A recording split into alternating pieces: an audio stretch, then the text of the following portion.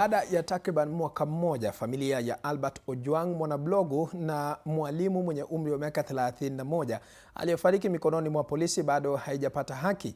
Ojwang alitangazwa kufariki asubuhi ya tarehe 8 Juni mwaka 2025 baada ya kupatikana akiwa hana fahamu ndani ya seli ya polisi katika kituo cha polisi cha Central jijini Nairobi, kufuatia kukamatwa kwake tarehe 7 Juni mwaka 2025 kwa madai ya kuchapisha taarifa za uongo. Mwandishi wetu wa habari Brian Odhiambo anatujuza mengi zaidi. Hili ni boma la Meshak Ojwang, babake marehemu Albert Ojwang aliyefariki mikononi mwa polisi. Ni asubuhi hapa, mzee huyu akiwa pamoja na mke wake Yukabeth Adhiambo wamesimama kando ya kaburi la mwanao, wakiwa na mioyo mizito na nyuso za huzuni, huku wakidumisha matumaini ya kupata haki siku moja.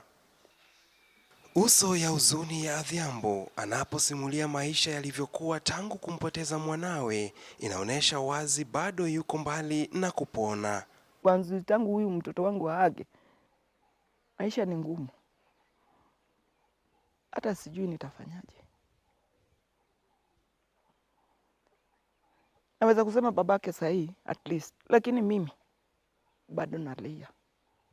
Anasema uchungu zaidi ni kwamba hawezi tena kuzaa, hali inayomfanya abaki bila mtoto, kwani Albert alikuwa mtoto wake wa pekee aliyekuwa tegemeo lake maishani. Maisha ni ngumu, si rahisi, lakini hao waliniua mtoto wangu. Mungu amuone hao. Vile nasikia sahi hao wako na watoto wao, mimi sina mtoto hata mmoja. Na sahi siwezi kuzaa tena vile naona.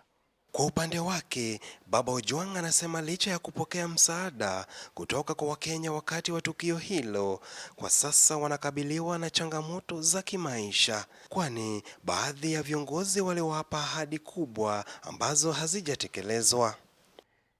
Mengi yaliahidi kwamba yatakuwa pamoja nasi katika hali zote, lakini nasikitika walijiondoa hata kabla mazishi, hata kabla kuzika.